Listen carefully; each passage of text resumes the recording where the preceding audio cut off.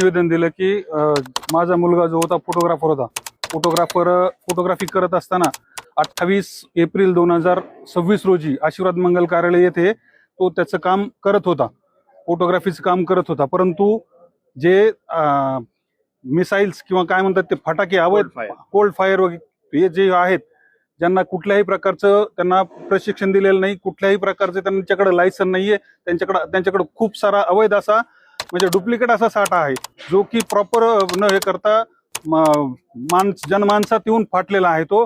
त्यामुळे माझ्या मुलाचं डोळ्याला फार इजा झाली आहे, पूर्ण शरीर त्याचं भाजलेलं आहे. आणि विशेष माझ्या मुलाचं 1 मेला लग्न होतं. तो माझ्यावर काय परिस्थिती बेतली असेल.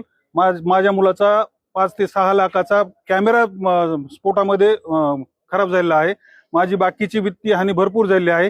आणि या 4 बनापैकी कार्यालयाला आला नाही तो इव्हेंट मॅनेजर नाही, किंवा ज्याचं लग्न होतं कांबळे आणि टिके यांच्यापैकी कुणीही भेटायला किंवा कशासाठीच आलेलं नाही. तुम्ही कसे आहात, काय आहात.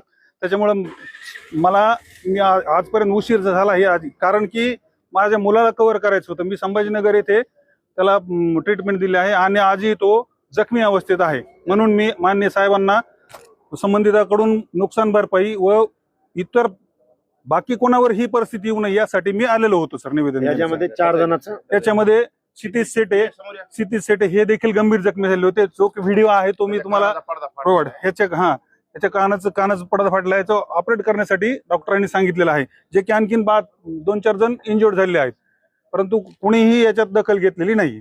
त्यासाठी निवेदन देण्यासाठी आलो होतो मी.